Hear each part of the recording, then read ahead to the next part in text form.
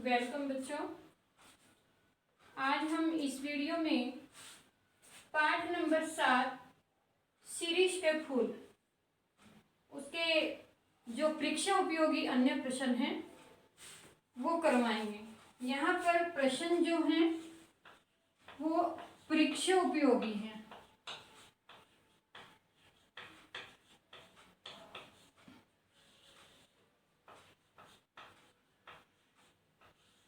परीक्षा उपयोगी प्रश्न हैं जिनके मैं अभी उत्तर आपके सामने करवाती हूँ। यहाँ पहला प्रश्न है, शिरीष के फूल निबंध का मूल भाव स्पष्ट कीजिए।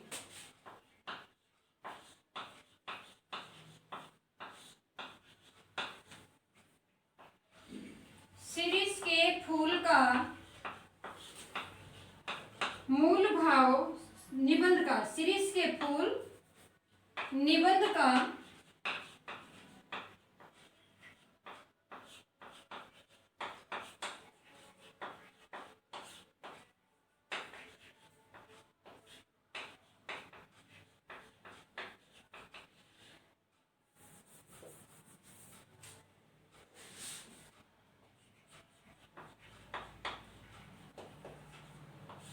मूल भाव स्पष्ट कीजिए।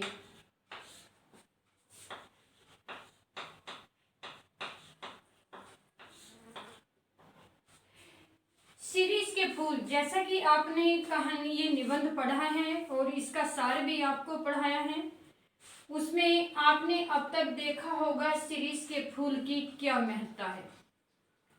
आचार्य हजारी प्रसाद द्विवेदी जी द्वारा लिखा हुआ ये जो निबंध है, शिरीष के फूल यानी कि विपरीत परिस्थितियों में भी अविचल खड़ा है, अटल होकर के खड़ा है, अपनी सुंदरता को बिखेर रहा है। इतनी प्रचंड गर्मी के अंदर भी इसके ऊपर कोई प्रभाव नहीं पड़ता, यानी कि इतनी कठिन परिस्थिति, इतने संकट में भी शिरीष का फूल ज्यों का त्यों खड़ा हुआ है। ये उसकी इच्छा शक्ति पर निर्भर करता है। मानव जीवन में सुख दुख, आशा निराशा, हानि लाभ जो भी कुछ है आते जाते रहते हैं, तो हर परिस्थिति के सामने संघर्ष करना हर व्यक्ति का कर्तव्य है। लेकिन सुख पूर्वक वही व्यक्ति जीता है जो इन परिस्थितियों से अनासक्त रहकर संघर्ष करता है, यानी कि वह किसी लोभ लालच में न फंस करके अपनी लगन में रहता है, उस कार्य को करके ही दम लेता तो वही सफल होता है। लेकिन उसके बाद वही शिरीष के फूल की भांति अपना जीवन यापन कर सकता है। जिस मनुष्य में इच्छा शक्ति कमजोर होती है वह अधिक देर तक नहीं बच सकता और कठोर परिस्थितियां उसे अपने अंदर समेट लेती हैं, क्योंकि वो कठोर परिस्थितियों के सामने हार मान लेता है। तो कठोर परिस्थितियां जो होती हैं तो उसके ऊपर हावी हो जाती हैं और उसके कदम जब आगे बढ़ते हैं तो वे कदम वहीं पर ठिठक जाते हैं। वो अपने जीवन में, कार्य में, लक्ष्य में कभी भी सफल नहीं हो सकता। जेठ मास की भयंकर गर्मी में शिरीष का जो फूल है हरी भरी पत्तियों से युक्त, सघन यानी कि घनी छाया देते हुए भी खुश है। चारों ओर अपने सौंदर्य को बिखेरता रहता है। कालजयी अवधूत की तरह जीवन की अजेयता, यानी कि जिसने जीवन को जीत लिया, मृत्यु को जिसने जीत लिया, वह उसका प्रमाण यानी कि उसका संदेश दे रहा है। कठिन और प्रतिकूल परिस्थितियों में भी अनासक्त भाव से जीवन जिया जा सकता है यदि व्यक्ति के अंदर भी कुछ करने की लगन, हिम्मत और साहस हो तब।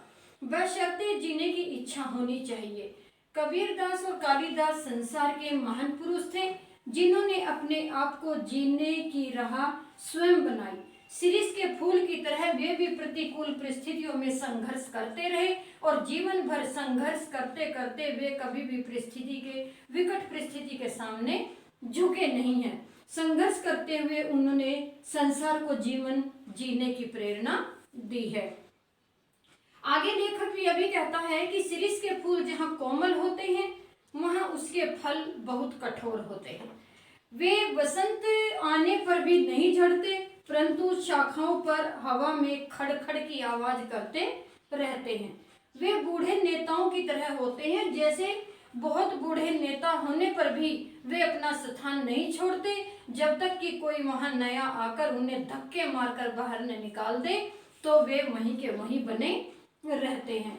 अपना साथ छोड़ने को सब तैयार नहीं होते जब तक नई पीढ़ी आकर के उनको उनके रास्ते से अलग ना करे। धक्का मारकर पीछे धकेलना उन आने वाली युवा पीढ़ी का एक हक बन जाता है।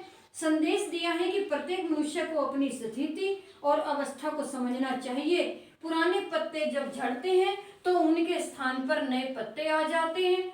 फूल जो है झड़ जाते तो वहां पर नई कलियां आनी शुरू हो जाती हैं।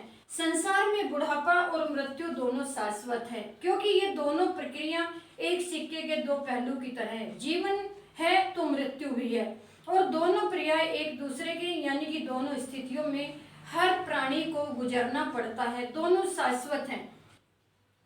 फिर यहाँ टिके रहने की कामना क्यों करते हैं? कामना करना बिल्कुल व्यर्थ है। यमराज को कोई धोखा नहीं दे सकता।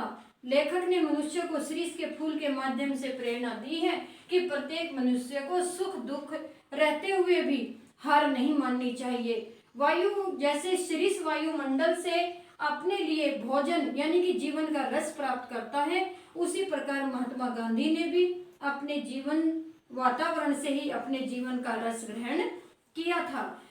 जो अनासक्त योगी की तरह कार्य करता है उसे जीवन आगे बढ़ने की क्षमता प्रदान करता है।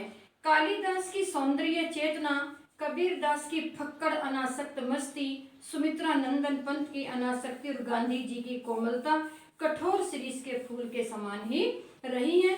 तो हम फिर कवि बाद में यही कहता है अंत में कि व्यक्ति को कभी भी कठिन परिस्थितियों से हार नहीं माननी चाहिए। क्वेश्चन नंबर यहाँ पर है आपका 2। शीरीष के फूल की जो भाषा है,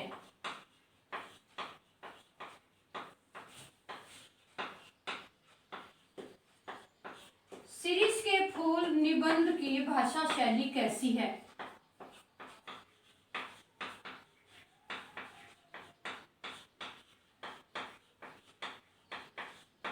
भाषा शैली को स्पष्ट कीजिए।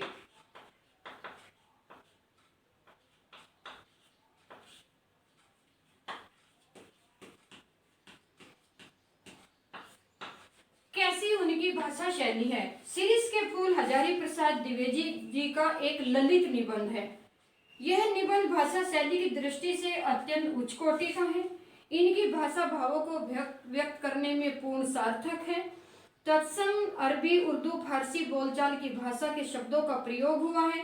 लेखक का काव्य विन्यास भावानुकूल और विषयानुकूल है। सरल वाक्यों के साथ गंभीर विषय को स्पष्ट करने हेतु जटिल वाक्यों का भी प्रयोग किया गया है। मुहावरे और लोकोक्तियों के प्रयोग से इनकी भाषा में रोचकता आई है। इन्होंने हिम्मत करना, दहक उठना, आंख बचाना, दम उठना, न उधो का लेना न माधो का देना, ऐसे मुहावरों का और लोकोक्तियां का भी प्रयोग किया है। इनकी शैली विचारात्मक, भावात्मक और व्यंग्यात्मक सभी प्रकार की शैलियों का समायोजन रहा है। प्रश्न नंबर है 3। जहां लेखक बैठकर लिख रहा था,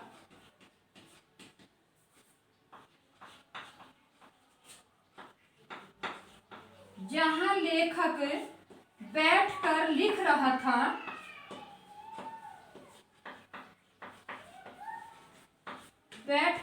रहा था, उसके आसपास का दृश्य कैसा था?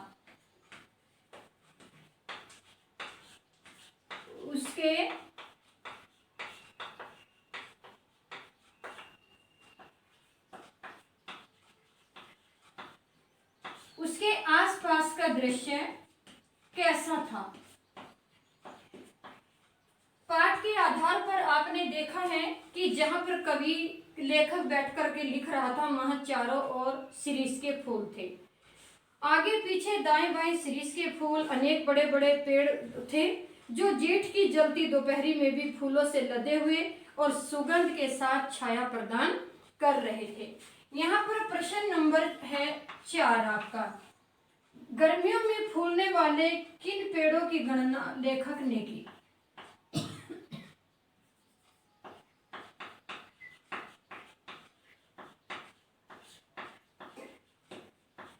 गर्मियों में फूलने वाले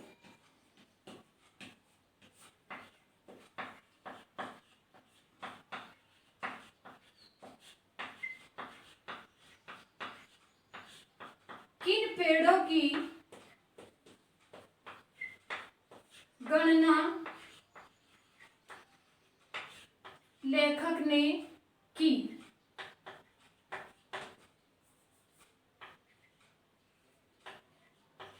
लेखक ने की यानी कि कौन से फूल थे वे? सीरीज के साथ लेखक ने कर्णिकार यानी कनेर, आर्गवत यानी अमलतास के फूलने वाले पेड़ों की गणना की है। उनमें से कनेर के बड़े छायादार पेड़ होते ही नहीं और अमलदास 15-20 दिन के लिए अपने पीले फूलों की शोभा बिखेरते हैं और फिर फूलों से रहित हो जाते हैं। वे क्षणजीवी माने जाते हैं। क्वेश्चन नंबर 5, सीरीज के फूलों की क्या विशेषता बताई गई है?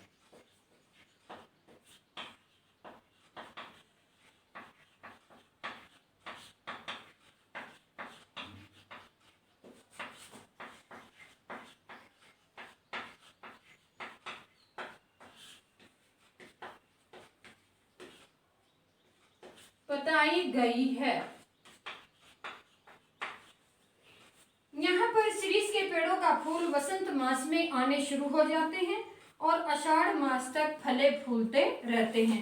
कभी कभी तो भादों तक उनकी डालियां फूलों से लदी रहती हैं और उनकी मंद मंद गंध वातावरण को सुगंधित करती है। यहाँ पर प्रश्न नंबर आता है 6, लेखक ने किसे और क्यों कहा?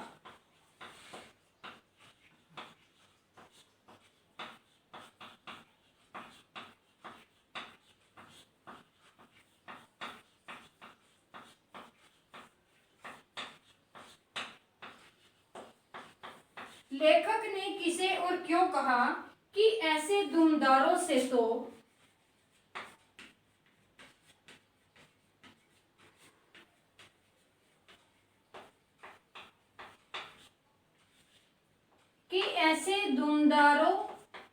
तो लंडूरे भले।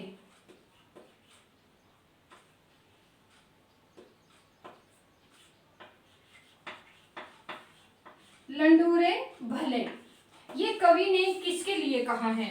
लेखक ने पलाश के पेड़ के लिए कहा है कि वे 10 दिन तक फूलते हैं और फिर वो खंखड़ के खंखड़ रह जाते। खंखड़ कहते हैं रूखे। इसका क्या लाभ? इससे इसके पास जो गुण है वे देर तक रहने चाहिए या वे होने ही नहीं चाहिए।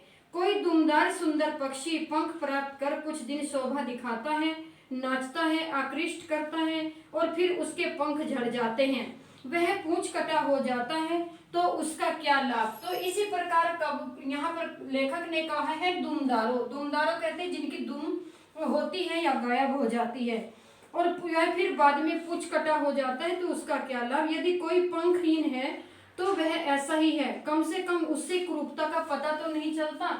यानी कि लंडूरे वे होते हैं जिनके पंख होते नहीं है। जब पंख नहीं होते तो कम से कम वो सुंदर तो लगते हैं। ऐसे दुमदारों को क्या भला कि फायदा कि जो कुछ दिन के लिए आया है और वो फिर बाद में झड़ जाए तो वो क्रूर ही दिखाई देने लगते हैं। यहाँ पर आपका प्रश्न नंबर आता है 7। प्रश्न नंबर 7 है आपका, अन्य वृक्षों की अपेक्षा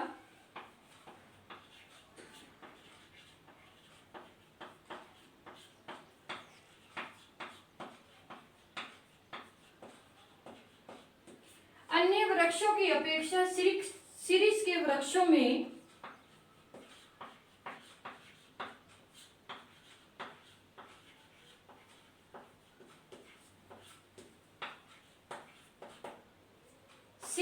वृक्षों में कौन सी विशेषता विद्यमान होती है?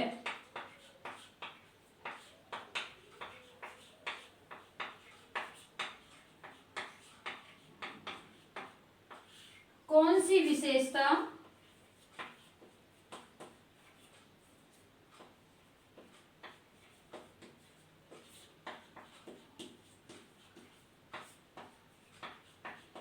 विद्यमान होती है? सीरीज के पेड़ वसंत और फागुन के रसीले महीने में प्रकृति से स्वाभाविक रूप से रस प्राप्त करते हैं, पर जला झुलसा देने वाली ऋतुओं में इनकी मजबूती और सहन शक्ति का परिचय मिलता है। जब वे सूर्य की प्रचंड गर्मी का सामना करते हुए झुलसाती लू में भी लहराता रहता है, सबको शीतलता प्रदान करता है। ये विपरीत परिस्थितियों को भी सरलता से झेलने की क्षमता रखते हैं। यानी कि जैसे प्रचंड गर्मी के अंदर ये जैसे वहां खिले हुए हैं, तो वहां उस प्रचंड गर्मी का भी इनके ऊपर कोई प्रभाव नहीं पड़ रहा। यानी कि इनके अंदर विकट परिस्थितियां भी, कठिन परिस्थितियां झेलने की भी क्षमता होती है। क्वेश्चन नंबर 8, वात्स्यायन ने कैसे पेड़ों पर झूला लगाने की बात लिखी है?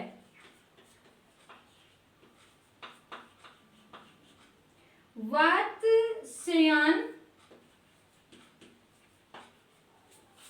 ने कैसे पेड़ों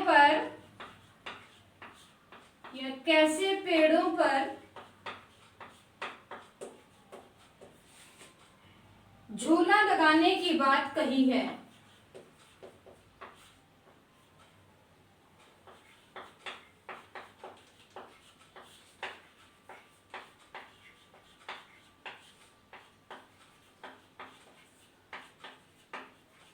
झूला लगाने की बात कही है। यहाँ पर शीरीष के पेड़ वसंत वात्स्यायन ने कामसूत्र में लिखा है कि घने छायादार वृक्षों पर ही झूले लगाने चाहिए। इस कार्य के लिए बकुल के वृक्ष अधिक उपयोगी रहते हैं। अब यहाँ पर आता है आपका क्वेश्चन नंबर 9। पुराने भारत में चारदीवारी के निकट किन छायादार वृक्षों को रईस लोग लगवाया करते थे और क्यों? यहाँ पर बताया है कि रईस लोग अपने भवनों की चारदीवारी के साथ घने छायादार वृक्ष लगवाया करते थे, जिनमें अशोक, अरिष्ट, पुन्नाग आदि ऐसे वृक्ष होते थे जो देखने में भी बड़े मनोहर प्रतीत होते थे और उनकी छाया भी बहुत गहरी या सघन होती थी। क्वेश्चन नंबर 10, लेखक ने मोटे और भारी शरीर वाले राजाओं पर क्या व्यंग किया है? वात्स्यायन ने अपने कामसूत्र में बकुल की मजबूत डालियों पर झूला डालने का परामर्श दिया है, क्योंकि बकुल जो है एक ताकतवर पेड़ होता है। लेखक का मानना है कि शीरीष की डालियां चाहे कुछ कमजोर हों, पर वे आसानी से झूलने वाली कोमल और नाजुक युवतियों का भार तो संभाल सकती हैं। यदि मोटे और भारी शरीर वाले राजाओं को झूला झूलना हो तो चाहे अपने लिए लोहे के पेड़ लगवा सकते हैं। क्वेश्चन नंबर 11, शीरीष के फूलों की कोमलता के विषय में संस्कृत साहित्य में क्या माना जाता रहा है? शीरीष के फूलों की कोमलता के विषय में कहा गया है कि केवल भंवरों के पैरों का जो दबाव है वो झेल सकते हैं, पक्षियों का तो वे बिल्कुल भी नहीं झेल सकते। क्वेश्चन नंबर 12, लेखक ने शीरीष के पुराने फलों पर क्या टिप्पणी की है? शीरीष के पुराने फल लंबी लंबी फलियों में बंद होकर महीनों तक वृक्ष की शाखाओं से लटके रहते हैं। उनके फूल सूख जाते हैं, पत्ते झड़ जाते हैं पेड़ों के, लेकिन वो जो फल है वो वहीं के वहीं लगे रहते हैं। वो हवा चलने के कारण खड़ खड़ की आवाज यानी कि खंखड़ बजते हैं।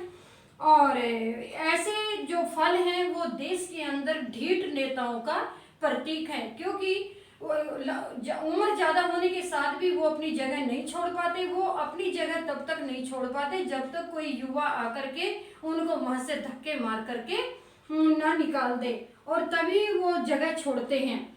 जब नए पत्ते आ जाते हैं यानी कि नए व्यक्ति आ जाते हैं, फिर तभी पेड़ का पीछा छोड़ते हैं। यह उनकी बूढ़े नेताओं की कुर्सी पर जमे रहने जैसी बुरी आदत है। क्वेश्चन नंबर 13, लेखक देश के राजनेताओं से क्या अपेक्षा रखता है? लेखक चाहता है कि देश के राजनेता समय पर अपनी गद्दी और राजनीति को छोड़ दें। वे अपने से अगली पीढ़ी के समय में स्थान दें, जिससे उन्हें भी अपनी क्षमता और कौशल दिखाने का भरपूर समय मिल सके। क्वेश्चन नंबर 14, लेखक के अनुसार महाकाल देवता के कोड़ों की मार से भला कौन बच सकता है?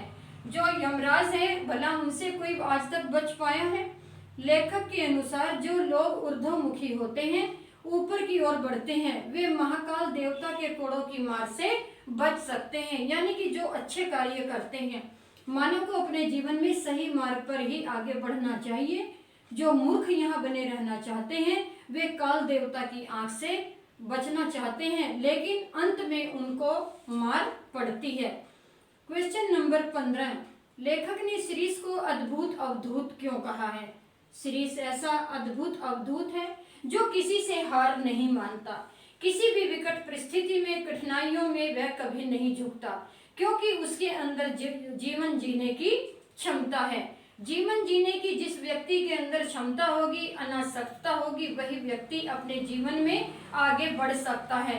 अन्यथा जो चलायमान मन के होते हैं तो वो बीच भंवर में ही अटक जाते हैं। और मैं उनके सिर पर आठों याम मस्ती में वह झूमता रहता है, क्योंकि जो शिरीष का वृक्ष न जाने कहाँ से रस खींचता है और जो हरा भरा अपना आठों वक्त मस्ती में झूमता है। आपको ये इस लेसन में बताया भी है कि वह वातावरण से रस खींचकर अपने को तृप्त करता है।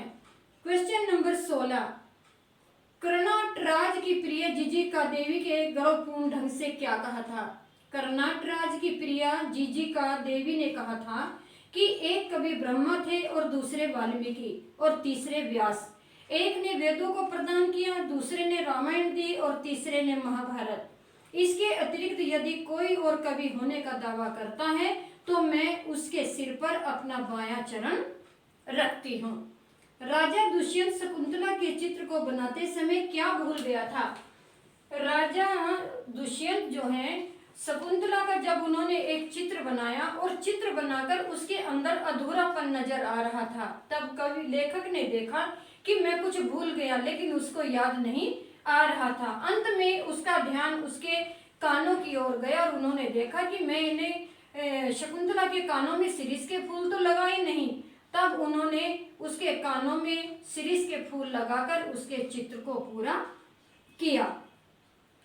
किसी सामान्य व्यक्ति और कालिदास में क्या अंतर था? सामान्य कवि भावों की गहराई में गए बिना छंद, अलंकार, तुक शब्दों का ज्ञान प्राप्त नहीं कर सकता और गहराई में गए बिना छंद, अलंकार, तुक, लय आदि में डूब कर रह जाता है, जबकि कालिदास काव्य रचना करते समय पूरी तरह से अनासक्त रहते हैं, यानी कि फक्कड़, उन्हें किसी बात की परवाह नहीं होती। वे वात्सल्य में भी स्थिति प्रज्ञ होते थे, यानी कि बिल्कुल अचल होते थे, विचलित नहीं होते थे। प्रश्न नंबर 19, लेखक ने गांधी और शरीर की आपस में तुलना क्यों की है? शिरीष विपरीत परिस्थितियों में भी डरकर कष्टों को झेलता है और सभी को छाया और सुगंध प्रदान करता है। प्रचंड लू भी उसका कुछ नहीं बिगाड़ सकती। महात्मा गांधी भी अंग्रेजी शासन काल की खून खच्चर भरी राजनीति में अपने पूर्ण व्यवहार से अहिंसा और उदारता का पाठ देशवासियों को पढ़ाते रहे, जिसके परिणाम स्वरूप देश ने स्वतंत्रता प्राप्त की और इसी कारण लेखक ने दोनों की तुलना अपने इसमें गद्य भाग में की है। क्वेश्चन नंबर 20 है, लेखक ने कालिदास और कबीर को क्या माना है?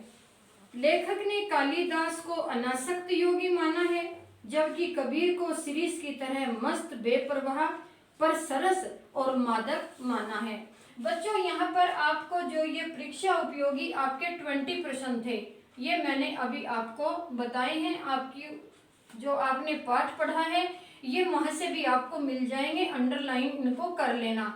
मैं तो हर रोज बोलती हूँ कि अंडरलाइन किया करो।